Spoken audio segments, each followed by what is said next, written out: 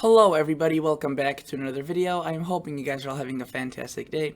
So today's upload we will be talking about another storm system. I know we just got finished talking about a storm, but we're on to the next one. And last time I felt like if I did a pretty good job with the storm, I reminded people that go to the National Weather Service, go to the Storm Prediction Center, and it could be unpredictably storms, and that's what we got. We got a derecho forming out of a storm that seemed relatively weak, so these videos are pretty important in terms of alerting people. But again, I'm a hobbyist, not a meteorologist, so for official forecasts, I always did say, and I always will say, go to the National Weather Service, go to the Storm Prediction Center. The National Weather Service and the Storm Prediction Center did an absolute amazing job with the alerts.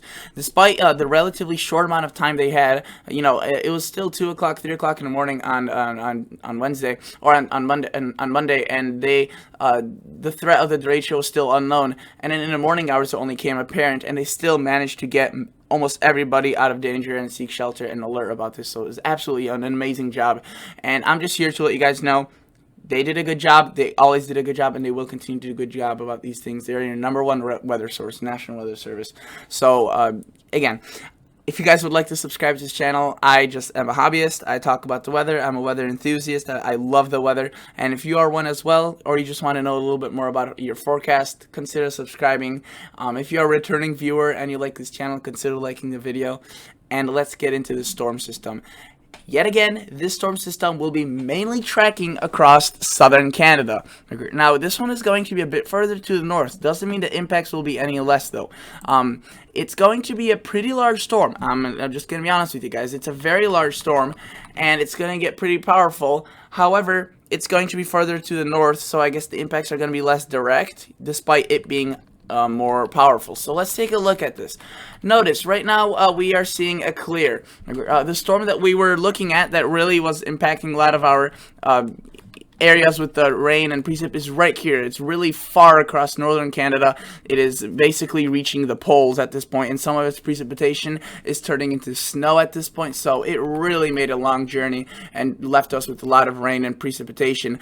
However, it's still raining across the northeast with some scattered showers and storms, and is definitely contributing to some weather there. But we can't stop there. We need to start looking at some another storm potentially forming into Tuesday, or by Tuesday, today, Wednesday, into Thursday. So notice it already made, it's mush already made landfall into British Columbia.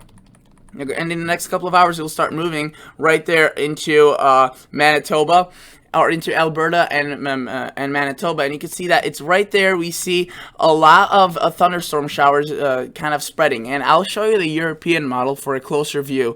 This GFS doesn't really do a good job. I just want to show you what the storm overall does. So notice we see the storm develop. It's a kind of weaker one tries developing here, but really it's brought by this energy right here. And this one is again over the British Columbian mountains right now, the Rockies, very tall mountains, so it's kind of getting torn apart. But as soon as it exits that and enters into the plains, it really strengthens, and you can see a cold front develops like the previous one. We had also a storm like this. The cold front stretched out, and from that we see just these bands of showers as far south as Kansas and Oklahoma, and even the panhandle of Texas, just kind of splurt out, and these could be severe. These could be pretty powerful. Now, I also want to mention that while this is going on, we'll have a lot of activity across the southeast. More pop-up showers, more thunderstorms that will be just kind of training over the similar areas that I have been for the past week. So that is also a case of concern. So if you live in the southeast, you won't necessarily get impacted directly by this storm, but there's going to be a moisture flow from the Gulf of Mexico that's just going to lead to a lot of showers, a lot of scattered storms. So any states like as far west as Arkansas and as far north as New Jersey will be impacted by these showers. And you can see that this storm continues to get strong. Its cold front really is stretched out, but its bottom side is strong. We see a lot of showers across Minnesota, North Dakota, and into much of this is now hard to see the provinces where the territories end with this mapping so far out. I could zoom in for you guys as this is very far out, but you can see here are the dates, and really the dates for more specific dates go to the National Weather Service, as I'm just here to provide you with, I guess, just a more general view. And you can see we see these storms definitely peaking out probably around late Thursday into early Friday, or lots of storms, lots of cells, right? But then the cold front, look how weirdly it stretches. It's almost the parent low is right here, while the cold front goes up to the north and then dips down to the south. It's a very odd system, but it's a system nonetheless, and it's going to be delivering lots of rain here and lots of severe storms. Notice we also have another storm right here delivering plenty of showers and kind of slowly moving up the east coast, delivering lots of scattered, if you call it the popcorn kind of daytime showers. They could be more than showers for sure. They could be downpours at times. And then you can see that this system, the parent low, what it does, another one gets under it, that one takes off, and it kind of gets back to the south. Notice what it does right here. It goes right here through Sunday, while also just consistently delivering showers across Iowa, Minnesota, Wisconsin. And it reforms right there, and another cold front maybe, another powerful cold front maybe developing around the Illinois, Wisconsin, Michigan, Iowa area. Hopefully not a derecho. We could see, probably not. I mean, the derechos form on, not every year at all. So that was a very rare occurrence at the last storm. But you could see that we have a low pressure right here, and a cold front again dragging way far to the northeast.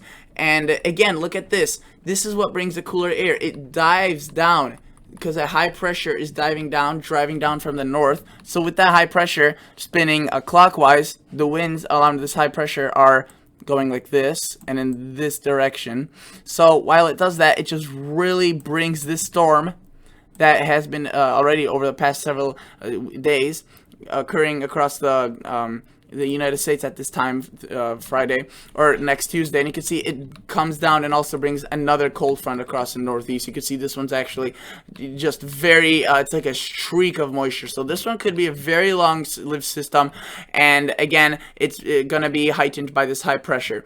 So, there's a lot of things to go with this, and there's definitely going to be a lot of impacts by the storm, and you can see more are possibly occurring in a long range, but this is our concern for now. So let's look at the European model. That may have been a bit of a confusing run, but let's look at it a bit closer to land. So notice this is today. We start seeing bands of showers late today into tomorrow across the Dakotas into Nebraska, some showers across Arkansas and Oklahoma.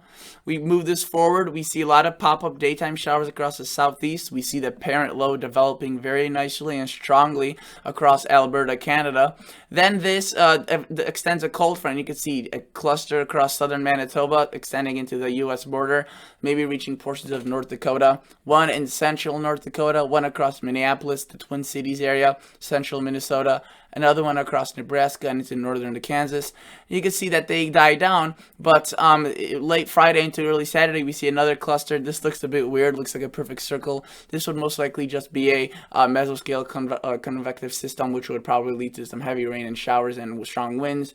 And again, you can see they kind of just continue over the same time. And as soon as this cold front seems to be dragging thin, by Saturday, very, very weak, we still see showers occurring. Look at this. We see that energy dive down from that system and reform another low, kind of like what that GFS did. And you can see that this spins and delivers another powerful cold front, this time to the northeast, and kind of collides energy with this system right here to the southeast. And you can see that finally scurries away and leaves the southeast with a bit of a break before another system comes through. So in terms of precipitation, let's take a look at this. So let's go to total accumulated QPF, which is precipitation, and quantitative precipitation forecast. And again, where the showers do occur, they will occur heavy, and you can see some areas definitely, if they get hit hard, they could get 6-7 inches plus over one area. It won't be widespread, right? But where they do, it should be pretty heavy. If it rains, it pours. That's kind of like where this applies to. Notice the more widespread areas of rain are going to be the southeast, ridiculous amounts. And this may be a bit more widespread than what they actually will be like, since the storms are small. But you could see, it's going to be pretty wet across this area. And they've been wet, so it's definitely not good news. You could see the Illinois, Indiana area not looking awfully too wet. But again, they did not look wet last time, and we saw a very wet system come through. So this is still yet to change. But you can see a lot of precipitation, a lot of rain occurring. And we'll have to definitely monitor this. If we go to the Storm Prediction Center, you can see a slight risk of severe thunderstorms is forecast for today and tonight, and that's mainly across South Dakota and into Nebraska. Notice we have all these storms across the southeast. You may be wondering, why are these storms not labeled severe, or there's no really big risk? there's a marginal risk, but it's not slight because these storms, again, aren't really the severe type. They are more of a rain type, and they don't have the atmospheric conditions like these ones do. These ones have the right conditions, so they become severe much more quicker and stay severe for a much longer time and at a more vast quantity. So today, a slight risk. Notice this continues into Wednesday. Another slight risk. There's two areas actually. One in North Dakota, extending into northern South Dakota, and then one in Nebraska and into Kansas. And they probably may need to add another one if these little clusters kind of pop up across more areas. And let's go to the Thursday, another slight risk, and this one will probably be the biggest one.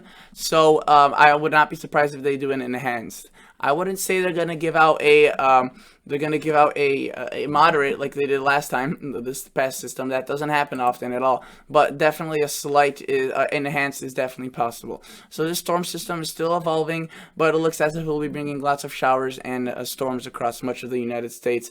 And again, the southeast will be filled with rain as well, and probably at a greater coverage, but they most likely won't be severe. At least most of them, the majority of them. But if I were to pull up the National Weather Service right now, I guarantee you that we would find some showers that have been severe warned. And you can see right there across Panhandle of Florida, we have a severe thunderstorm warning, and there's a whole cluster. Let's see what this thunderstorm is saying.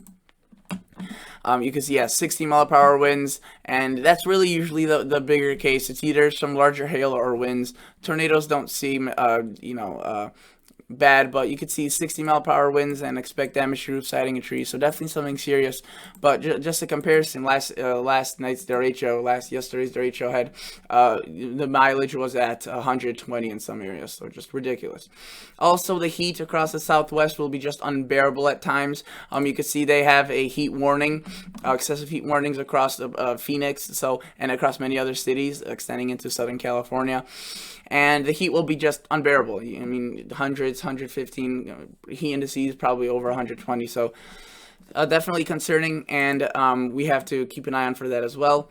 You can see all these red flag warnings. That is because it's dry as the rock, and it's going to be basically, windy. That's going to add to it, and hot. So those are really bad things for fires. So also hot across the northeast, but the bigger threat is probably just the flooding across the southeast. So stay tuned for that, as you may have to get updates from that from National Weather Service. So that's basically it for today's video. We will be talking about this more in our upcoming videos. Please consider subscribing if you'd consider liking the video. But this is all the information we have at this point. And again, go to the National Weather Service, Storm Prediction Center, as they are your best resort. And I'll catch you guys on the next episode. See ya. Bye.